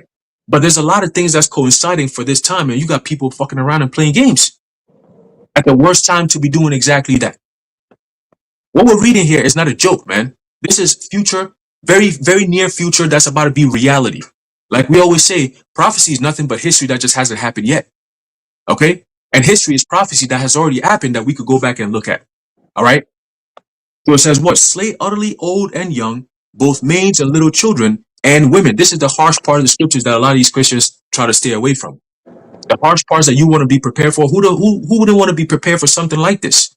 If you hearing that, yo, there's going to be death coming all over the place, why wouldn't you want to be prepared for that? Why would you say, nah, I don't want to hear about it? Nah, turn the TV off. Nah, I don't want to hear these prophets. They're always negative. Fuck is wrong with you people, man? All right. So it says what? So both maids and little children, right? And women, but come not near any man. It doesn't say any woman. It says any man, all right, upon whom is the mark, and begin at my sanctuary. Then they began at the ancient men which were before the house. Okay? So it starts with the men. Even though society tells you that everything runs through the women, guess what? The Lord goes through the men. All right? Both salvation and destruction comes through the men. All right? So get ready, man. Get ready. Larry Ellison, last time I checked, he ain't no female. Alex Carp, last time I checked, he ain't no female. All these niggas that have power to bring that destruction, they ain't females. All right? The Lord has picked specific people. Bill Gates. All the shit he's doing. He might be Auntie Gates at this point, but the point is, he ain't no female. Okay? And the Lord has put a specific spirit on these people to bring that last judgment. All right? Because it's the Lord's indignation, the Lord's wrath. Okay? It's the correction. The correction that's coming, man. All right? You people been doing all this bullshit for so long. We keep saying it. The day is gonna come where people are gonna be like, yo, man, like I can't believe like this has gotta be a nightmare. Like I can't, you know? Like they show you the trailer of Grey State, where you got American citizens being lined up and getting shot in the back of their head. Imagine that shit because you try to protest against them coming after your so-called constitution, your constitutional rights, things that America was founded on, built upon, that you were taught that it was a real thing. Like you grew up on that shit. Now all of a sudden you're being persecuted and put to death because you wanted to defend it and stand on that. What happened? What happened to America? The land of the free and the home of the brave. What happened to all that? Huh? There you go. You guys got it.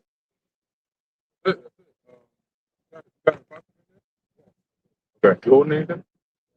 Okay, let's bring out the precept. Then we can answer it. First Maccabees 3:18, unto whom Judas answered, it is no hard matter for many to be shut up in the hands of a few. And with the God of heaven, it is all one, to deliver with a great multitude or a small company. For the victory of battle standeth not in the multitude of an host, but strength cometh from heaven. So, going into brothers having courage, our courage is not based off carnality or, who could be quick, draw McGraw the fastest and pull a gat out. Our courage comes from heaven, comes from Yahweh Ba'ashem Yahushai. And that's something these YNs can't wrap their head around, because to them, that carnal power is all that they can rely on because they're carnal. As it is written, ye are of your father the devil. So if you're of your father the devil, it means you're just like Esau. And Esau relies on those carnal weapons. He was a man of the field. He would go out there, he sold his birthright for a morsel of meat. Okay? So that's the type of man that your spirit is after. If that's the carnal mindset you're in. But as Judas said, Judas Maccabeus, that basically, victory comes not through, having numbers or having, because look at us, we're preaching against a city of millions. And there's 4 of us standing here. Well, we got 5 with the brother on the StreamYard. At any given time, you see a handful of prophets out in these different cities. All right. And we're prophesying against cities of millions of people. If all these people were to turn and come for us, man, in the carnal sense, we'll be in trouble. But it's not based off carnality. It's based off spiritual strength and spiritual power is coming. So just want to tie that in, with some things that we've been speaking about these jakes that just rely on these type of carnal instincts, and they don't rely on the Lord. And when they see the power of the Lord, they're going to wish that they relied on the Lord as opposed to that little pea shooter you got in the hood that ain't going to do shit against Esau and his tanks and his helicopters and everything that this man has. How you going to use the AK against a nuclear missile? Okay? Yeah, first, because it's limited, right? Ultimately, like you said, you can't shoot away a famine. You can't shoot away pestilence. So it's limited, and they don't realize that, right? They think that that's going to be all they ever need, all the day, and their life is all sweet. But it was that same YN energy that they had when they were mocking Elisha, and he cursed them in the name of the Lord. And then the Lord had two she bears come and destroy over 40 of those children over there. So in our time, it ain't gonna be that much different, except now it's a different era. They wear different clothing. You know, they go around with guns using different technology and so on. You know, but at the end of the day, man, the Heavenly Father is still the same. You know, it doesn't matter. Like Haran just read in Ezekiel, going to show you that the Lord doesn't see age. He doesn't see age. He doesn't see gender. He doesn't see any of that stuff. You come out here talking about you gender fluid, and all right, see if that does anything about the judgment. You know, the Lord sees your spirit and your actions. What have you done for me, or what have you done against me? And it's like it's already set.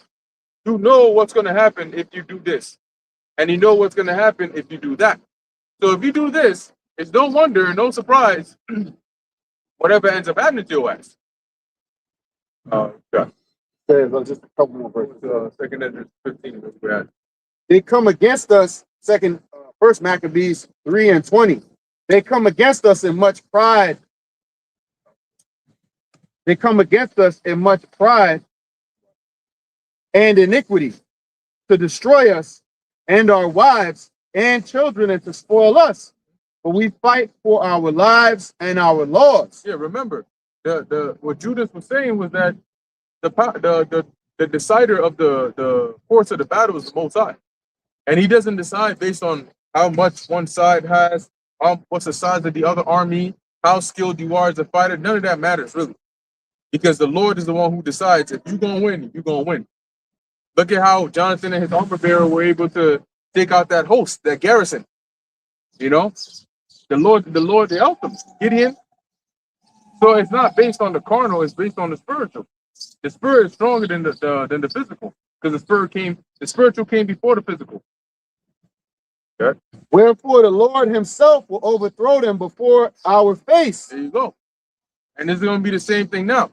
So when you understand that it's not you, but it's the Lord, then you no longer fear, because you fear when you think that it's up to you.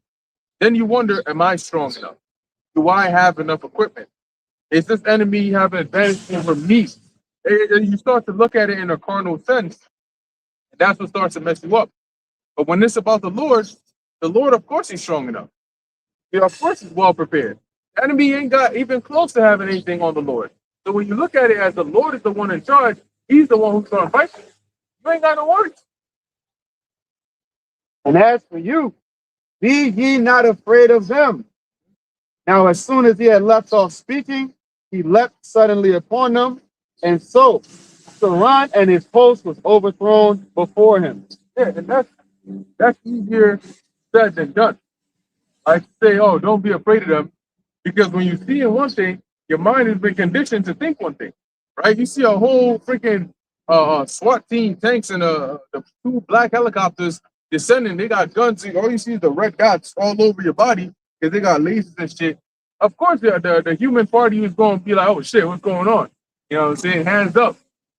But eventually, your adrenaline starts kicking in, and you have to make a decision, right? Are you going to have the confidence and the faith, or are you going to fold and it'll be overcome by fear? But either side you cross onto, that's it. That's your result. So if you have the faith, that's what the Lord is going to give you everything else you need with it. The boldness, the courage, everything. Because sometimes fear is really an illusion, right? It looks like something, but it's not. You know, you think, oh man, I gotta jump into this pool, man, it's gonna be so cold, and it's all the things that you're thinking, and then you actually jump and you're like, wow, it's not that bad. Yeah, the fear wasn't from what it actually was, it was from what you thought it was, from your perception of it. So rather than looking at the world from your perception of it, look at it for what it is, for what the Lord had said it was going to be.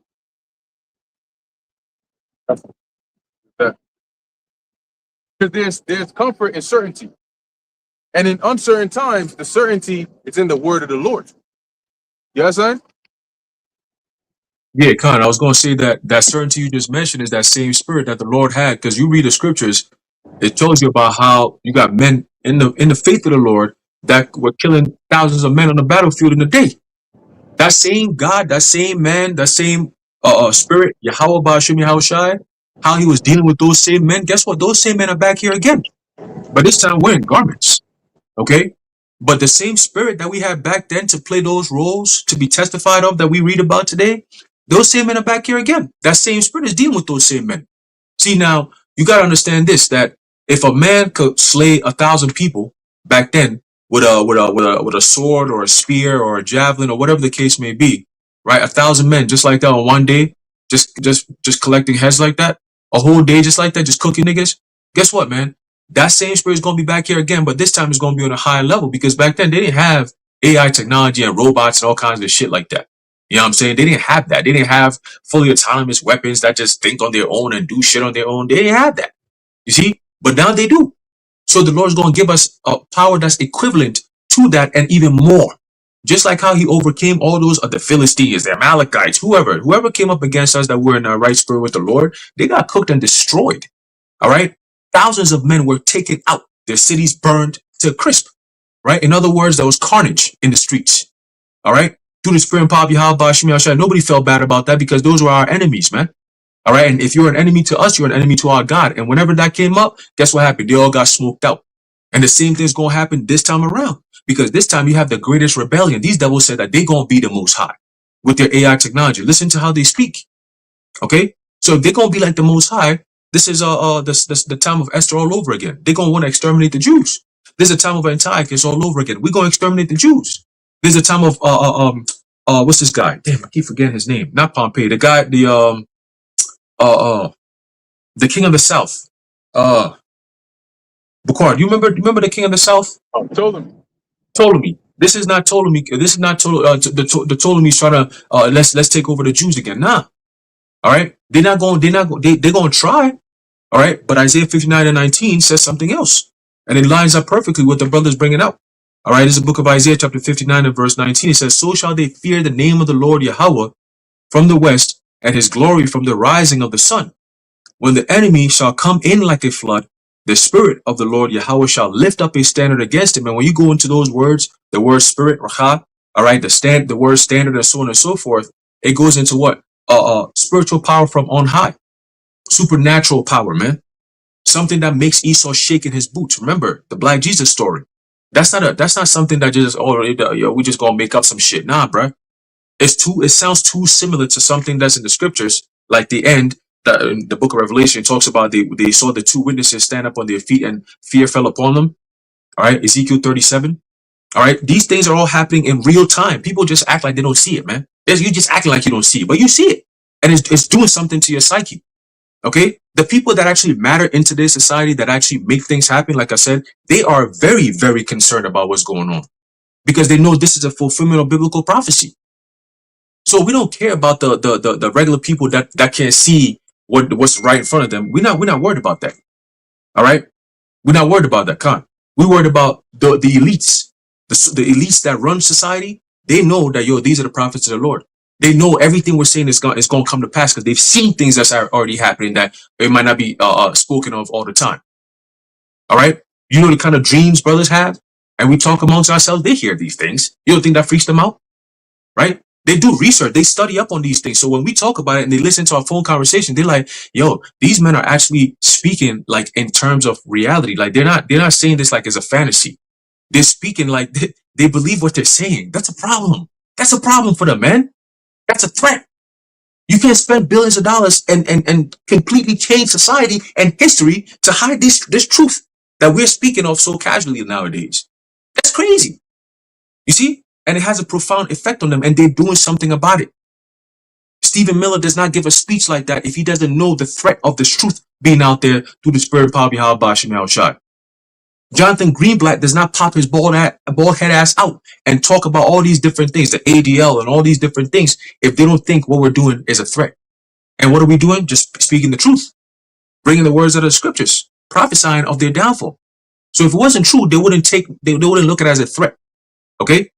If it was just regular old, you just niggas just talking shit, y'all can believe whatever y'all want to believe. They wouldn't take it as a threat.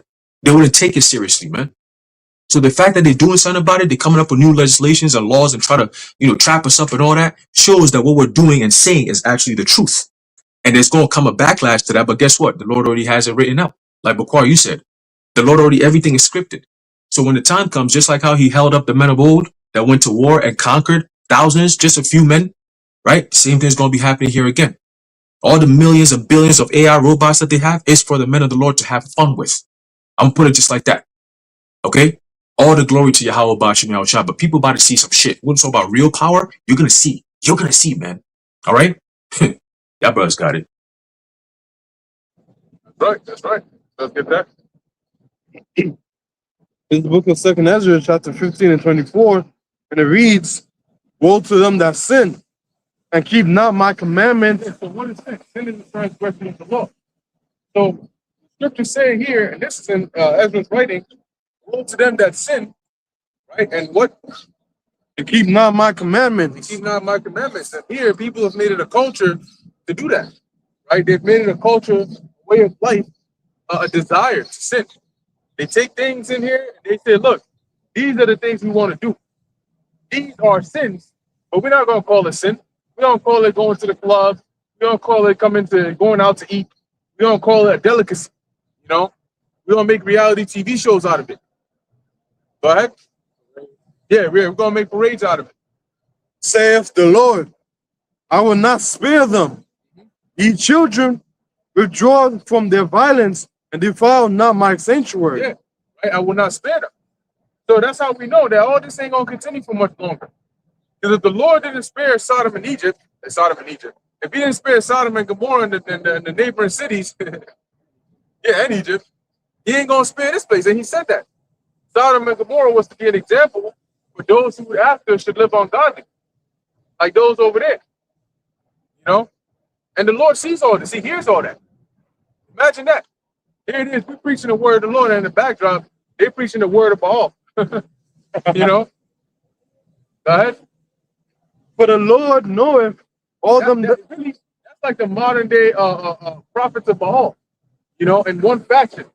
When they have their little parades and shit, they're doing those idolatrous rituals. Because back then they had deities that were androgynous. They had deities whose whole theme was the sodomite spirit, Moab activity. Okay, that's what we're gonna call it, Moab. Go ahead. They got the drums and shit going on. So the Most High is gonna deal with them. You know, he's gonna deal with them heavily. Right? It's too much. It's too much. It's very hot. It's very hot. but the Lord knoweth all them that sin against him. See? So we don't gotta tell the Lord, oh Lord, no. He already knows. The angels already doing their job. All those that sin against him, the Lord's gonna get them. And therefore delivereth he them unto death and destruction. Unto death and destruction. So the Lord has appointed death and destruction, and he's going to deliver all these people to it.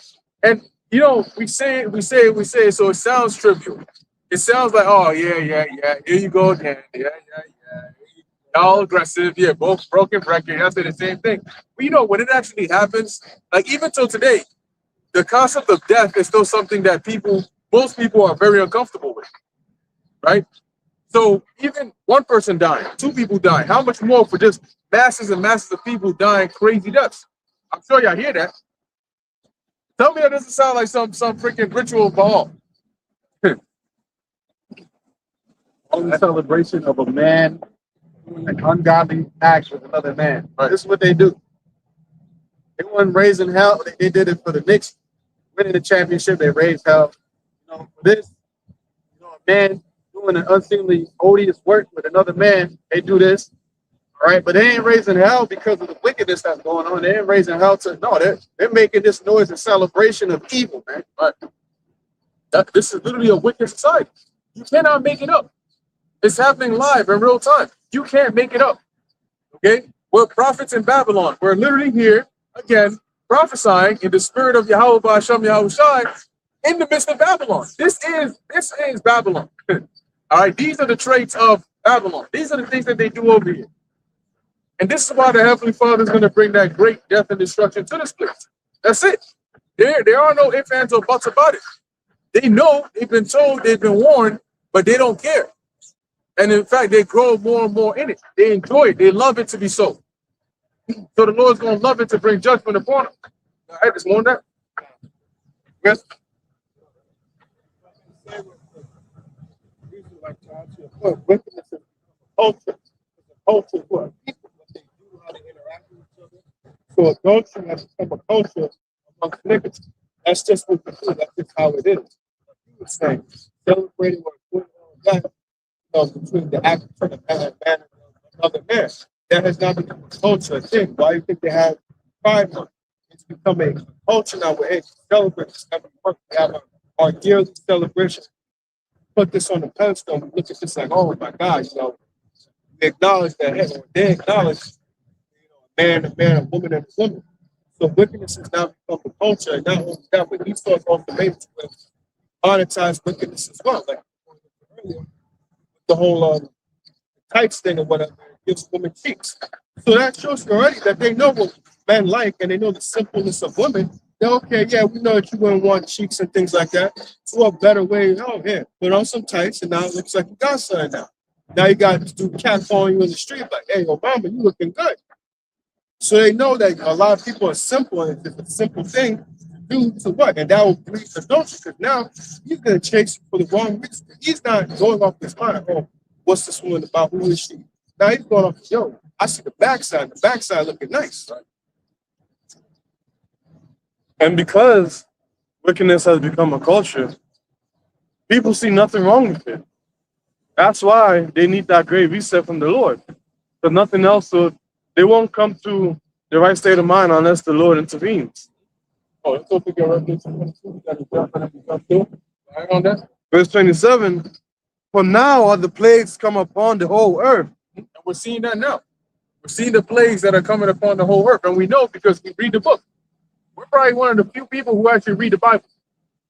There are a lot of people that have Bibles in their houses that claim to believe in the Lord and they don't actually read their Bible. People don't even read. They don't read anymore. The most reading they'll do is a meme on social media or a text message. They don't actually read books and they damn sure don't read the scriptures. Go ahead. And ye shall remain in them. Yeah. So you going when the Lord amplifies these plagues, you're gonna remain in them. When you starving to death along with your kids, you're gonna wonder, oh, why are we going through this? And we're gonna you ain't gonna find us. But if you do, we ain't gonna have the answers you want to hear. But the reason why you're going through it is because of your actions. These are the consequences of your actions. Proverbs, the first chapter goes into that, the last few verses. Right? For God shall not deliver you because ye have sinned against him. See that? So when the Most High brings the plagues upon the world, he's not going to deliver you because you sinned against him.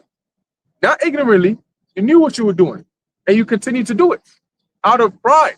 You called it pride, so you're bearing witness to your own iniquity. That's why the scriptures say the shoe of their countenance does bear witness against them. When somebody does something out of ignorance, and you tell them, their reaction will tell you everything about whether it was truly done out of ignorance or not. Because it's like, oh shit, oh my bad, oh I didn't know, I wasn't aware.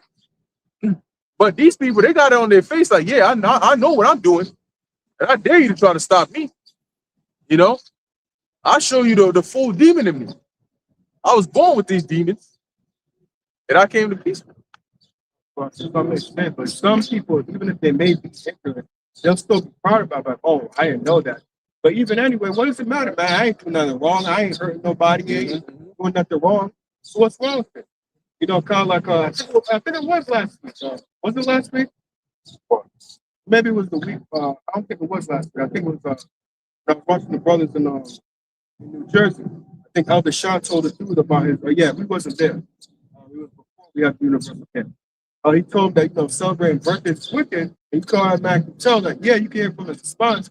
He didn't know that, but in his mind, it's still like, yo, it's my birthday. I want to celebrate because, like I said, wickedness has become a culture. It's like this is just what I do. Right. I don't see what's wrong about me celebrating a day about myself. I want to enjoy it, have a couple of drinks, but that's how it's put out there. Because what? There's nothing wrong with having drinks, celebrating, and things like that. But it's a heathenistic custom. It's not a culture of ours that we are supposed to observe and things like that. But because, like I said, wickedness has become a culture to now where you look at that, it's like, yo, my birthday is my G day. I want to celebrate, go out with my homeboys, go to the club, whatever, enjoy myself. So because that, but that's what they use, to essentially dull your mind. Having a good time as far as drinks and things like that, there is nothing wrong with that. So of course you're gonna see it's like, yo, I'm just here to have a good time. What are we doing that's so wrong? What's so evil? But you're not realizing that what you're doing is angering the Lord. Yep. They make it all about themselves. Got that? All right, we're gonna finish on that. That a lot of jakes will say that mentality of oh yeah. No, I was gonna say that a lot of jakes have the mentality of who am I hurting? Well, you're hurting yourself at the end of the day, and you're hurting those around you by putting that vibration forth. So it's like, who am I hurting? Who am I hurting? You're hurting yourself. All right.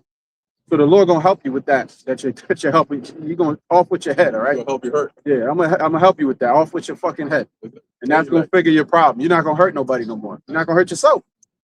You know, there's a solution to that problem. Don't worry, we got you. Yahweh Bashem, Yahweh Shai got you. Yeah, because you got a lot of these people. They want to be sodomites. So the Lord gonna let them police and his boys out the prisons, and they're gonna come looking for you. Here it is. They're gonna run right past the fine shit. You know, don't touch that. That's gonna be that's Isaiah 4:1 for somebody. And you're gonna be there, Isaiah 4:1. You know, or Isaiah 4:2. They're gonna have 2, 3 of them looking for your ass. You know, giving you what you want. I want that booty, pal. Niggas like, bang. I was born in the dark. Yeah, word. Molded by it. Niggas molded by iniquity, bro. Crazy. Revelation 22:11. He that is unjust, let him be unjust still. And he which is filthy, let him be filthy still. Yeah, so he that is filthy, let him be filthy still. Lord considers these people to be filthy because he called that act an abomination, and that makes you unclean. So they said, let them be filthy still, because they're not going to change their ways. Right? And he that is righteous, let him be righteous still. Yeah. So he that is righteous, let him be righteous still. The righteous are not going to turn to wickedness, whether it's by the influence of the wicked or not. Okay, they're going to continue in righteousness, and that's the way it should be. So that's why the angel told Ezra, focus on how the righteous are going to be saved. Don't worry about how the wicked are going to be judged. That's a given. That's going to happen. But you should That's care what makes about them how the elect. righteous. What's that? That's what makes them the elect. Exactly. Yep, because they've been chosen. Go ahead. And he that is holy, let him be holy still. And the part of that is being separate. Because if the world is wicked and you're holy in a wicked world, you're going to be separate from this wickedness. Go ahead. And behold, I come quickly, Meaning the Lord is very quickly on his way. Go on. and my reward is with me, to give every man according as his work shall be. There you go.